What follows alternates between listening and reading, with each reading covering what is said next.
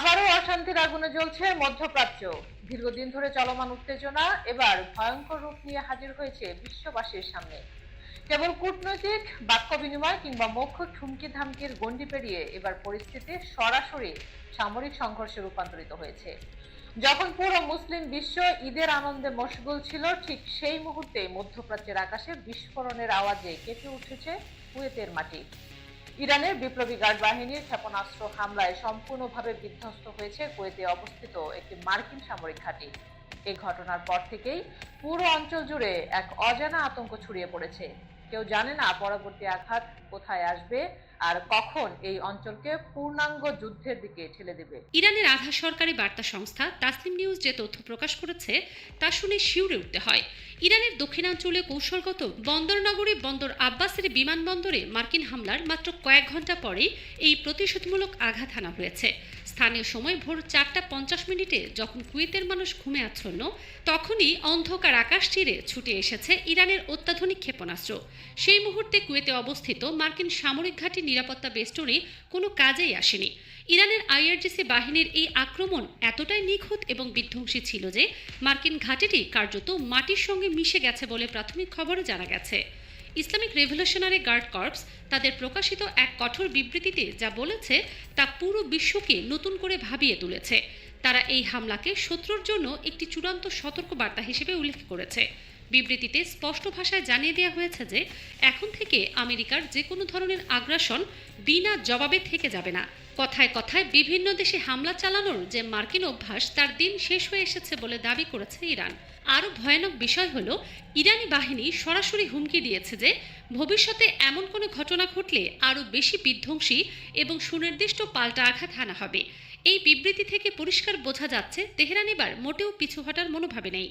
এই পুরো ঘটনার শুরুটা আসলে কিভাবে হলো সেটা বুঝতে হলে আমাদের একটু পিছনে ফিরে যেতে হবে। মাত্র 3 দিনের ব্যবধানে দ্বিতীয়বারের মতো ইরানের বিভিন্ন গুরুত্বপূর্ণ লক্ষ্যবস্তুতে সরাসরি বিমান হামলা চালিয়েছে যুক্তরাষ্ট্র। মার্কিন সেন্ট্রাল কমান্ড তাদের বিবৃতিতে গর্বের সঙ্গে জানিয়েছে যে তারা কৌশলগত বন্দরনগরী বন্দর আব্বাসে অবস্থিত একটি গুরুত্বপূর্ণ সামরিক স্থাপনায় সফল হামলা চালিয়েছে। শুধু তাই নয়, হরমুজ প্রণালীর কাছাকাছি এলাকায় হুমকি সৃষ্টি করা 4টি ইরানি ওয়ান ওয়ে অ্যাটাক ড্রোনও ভূপাতিত করা হয়েছে বলে দাবি করেছে তারা। কিন্তু ইরানের বক্তব্য সম্পূর্ণ ভিন্ন এবং তাদের যুক্তিও অবশ্য শোনার মতো। ইরানি কর্তৃপক্ষ জানিয়েছে বুধবার রাতে হরমুজ প্রণালীতে অনুমতি ছাড়া প্রবেশ করতে চেয়েছিল যুক্তরাষ্ট্রের পতাকাবাহী একটি ট্যাঙ্কার জাহাজ। সেই ট্যাঙ্কারকে পিছু হটতে বাধ্য করতেই সতর্কতামূলক ড্রোন মোতায়েন করেছিল আইআরজিসি বাহিনী। মার্কিন বাহিনী এই ড্রোনগুলোকে হুমকি মনে করে ভূপাতিত করে এবং পরবর্তীতে এটাকে অজুহাত হিসেবে ব্যবহার করে বন্দর আব্বাসে সরাসরি হামলা চালায়। এখানেই প্রশ্ন উঠেছে যে আসলে কে প্রথম আগ্রাসন চালিয়েছে। ইরানের মতে তারা কেবল নিজেদের জলসীমা রক্ষা করছিল, আর আমেরিকার দৃষ্টিতে তারা নিজেদের জাহাজ রক্ষা করেছে। কিন্তু সত্যটা হলো এই দুই পরাশক্তির মধ্যকার দ্বন্দ্ব এখন এমন এক পর্যায়ে পৌঁছেছে যেখানে কে আগে শুরু করলো সেটা আর বড় প্রশ্ন নয়, বরং এটা কোথায় গিয়ে থামবে সেটাই এখন সবচেয়ে ভয়ের বিষয়। গত 8 এপ্রিল এক যুদ্ধবিরতি চুক্তির মাধ্যমে আপাত দৃষ্টিতে ইরান এবং যুক্তরাষ্ট্রের মধ্যকার সরাসরি সংঘর্ষ থেমে গিয়েছিল। পুরো বিশ্ব একটা স্বস্তির নিঃশ্বাস ফেলেছিল যে অন্তত কিছুদিন হলেও এই অঞ্চলে শান্তি বিরাজ করবে। কিন্তু সেই আশা ছিল কেবলই আশা। স্থায়ী কোনো শান্তি চুক্তি কখনোই সম্পাদিত হয়নি দুই দেশের মধ্যে। যুদ্ধবিরতি মানে কেবল অস্থায়ীভাবে অস্ত্র নামিয়ে রাখা, কিন্তু মনের ভেতরের যুদ্ধ কখনোই বন্ধ হয়নি। বিভিন্ন দেশের কূটনৈতিক প্রচেষ্টা চলছিল এই দুই শক্তিকে আলোচনার টেবিলে বসাতে। চীন, রাশিয়া, ইউরোপীয় ইউনিয়ন সবাই চেষ্টা করে যাচ্ছিল একটা স্থায়ী সমাধানে পৌঁছাতে। কিন্তু সেই কূটনৈতিক তৎপরতার মাঝেই মার্কিন বাহিনীর এই সরাসরি যুদ্ধবিরতি লঙ্ঘন, তার জবাবে ইরানের এই বিধ্বংসী পাল্টা আঘাত সবকিছুকেই প্রশ্নবিদ্ধ করে দিয়েছে। ঈদের আনন্দঘন পরিবেশের মধ্যেই এই রক্তক্ষয়ী সংঘাতের ফলে এখন গোটা মধ্যপ্রাচ্য জুড়ে বিরাজ করছে চরম যুদ্ধ আতঙ্ক। সাধারণ মানুষ এখন আতঙ্কে দিন কাটাচ্ছে। কেউ জানে না কখন কোথায় আবার বোমা পড়বে। বিমানবন্দরগুলোতে ভিড় জমেছে দেশ ছেড়ে নিরাপদ জায়গায় যাওয়ার জন্য। কিন্তু প্রশ্ন হলো, নিরাপদ জায়গার কোথায় আছে এই অঞ্চলে? আন্তর্জাতিক রাজনৈতিক বিশ্লেষকরা এই পুরো ঘটনাকে অত্যন্ত গুরুতরভাবে দেখছেন। তাদের মতে এটা কেবল ইরান আর আমেরিকার মধ্যকার দ্বন্দ্ব নয়, এটা একটা বিশাল আঞ্চলিক এবং সম্ভাব্য বৈশ্বিক সংঘাতের সূচনা হতে পারে। মধ্যপ্রাচ্যে ইতিমধ্যেই বিভিন্ন পক্ষ নিজেদের অবস্থান নির্ধারণ করে ফেলেছে। ইরানের পক্ষে আছে সিরিয়া, লেবাননের হিজবুল্লাহ, ইয়েমেনের হুতি বিদ্রোহী এবং ইরাকের বিভিন্ন মিলিশিয়া গ্রুপ। অন্যদিকে আমেরিকার পাশে আছে সৌদি আরব, সংযুক্ত আরব আমিরাত এবং ইসরায়েল। এই দুই জোট যদি সরাসরি সংঘর্ষে জড়িয়ে পড়ে তাহলে তার পরিণাম হবে ভয়াবহ। তেলের দাম লাফিয়ে লাফিয়ে বাড়বে, যা পুরো বিশ্ব অর্থনীতিতে মন্দা ডেকে আনতে পারে। হরমুজ প্রণালী, যেখান দিয়ে বিশ্বের মোট তেল সরবরাহের প্রায় 1/3 পরিবহন হয়, সেটা যদি বন্ধ হয়ে যায় তাহলে পরিস্থিতি কল্পনাতীত ধরনের খারাপ হবে। খাদ্য সংকট দেখা দিতে পারে অনেক দেশে, কিন্তু সবচেয়ে ভয়ানক দিক হলো এই দুই দেশের কোনোটাই এখন পিছু হটতে চাইছে না। আমেরিকার রাষ্ট্রপতি কঠোর ভাষায় প্রতিশোধ নেয়ার কথা বলেছেন। তিনি জানিয়েছেন কুয়েতে মার্কিন ঘাঁটিতে ইরানের এই হামলার জবাব দেয়া হবে এবং সেটা হবে কঠোর।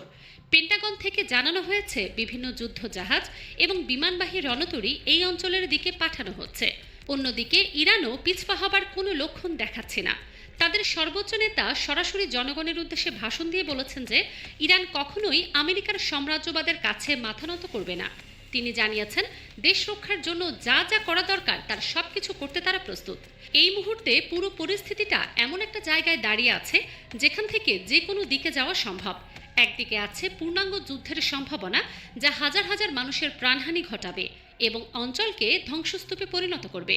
অন্যদিকে আছে কূটনীতির মাধ্যমে সমাধানের সুযোগ, যা এখনও সম্পূর্ণ বন্ধ হয়ে যায়নি কিন্তু দ্রুত হাতছাড়া হয়ে যাচ্ছে। জাতিসংঘের নিরাপত্তা পরিষদ জরুরি বৈঠক ডেকেছে। বিভিন্ন দেশের রাষ্ট্রদূতরা শেষ চেষ্টা হিসেবে দুই পক্ষের সঙ্গে আলোচনায় বসছেন, কিন্তু মাঠের বাস্তবতা বলছে যে দুই পক্ষই এখন যুদ্ধের জন্য প্রস্তুত এবং কেউই প্রথমে ছাড় দিতে রাজি নয়। ইতিহাস আমাদের শিখিয়েছে যে অহংকার এবং ক্ষমতার দম্ভ সবসময় ধ্বংস ডেকে এনেছে।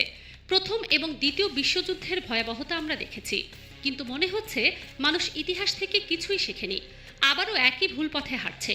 এই যুদ্ধে কোনো বিজয়ী থাকবে না, থাকবে শুধু পরাজিত। এখন পুরো বিশ্ব এক অনিশ্চিত ভবিষ্যতের দিকে তাকিয়ে আছে। আগামী কয়েক ঘন্টা এবং দিন অত্যন্ত গুরুত্বপূর্ণ হবে। যদি এই দুই পক্ষ আবার হামলা চালায় তাহলে পরিস্থিতি পুরোপুরি নিয়ন্ত্রণের বাইরে চলে যেতে পারে। তৃতীয় বিশ্বযুদ্ধের যে আশঙ্কা এতদিন তত্ত্বের মধ্যে সীমাবদ্ধ ছিল তা হয়তো বাস্তবে পরিণত হতে পারে। মধ্যপ্রাচ্যের আকাশে এখন যুদ্ধের যে কালো মেঘ জমেছে তা কবে সরবে কেউ জানে না। প্রতিটি সংবাদ, প্রতিটি বিবৃতি, প্রতিটি সামরিক তৎপরতা এখন অত্যন্ত গুরুত্বপূর্ণ হয়ে উঠেছে। একটা ভুল পদক্ষেপ, একটা ভুল সিদ্ধান্ত গোটা অঞ্চলকে যা পরিণত করতে পারে। বিশ্ববাসী এখন কেবল প্রার্থনা করতে পারে যে বিবেক এবং মানবিকতায় জয়ী হোক, যুদ্ধবাজি নয়। কিন্তু বাস্তবতা বলছে এই প্রার্থনা হয়তো আর খুব একটা কাজে আসবে না।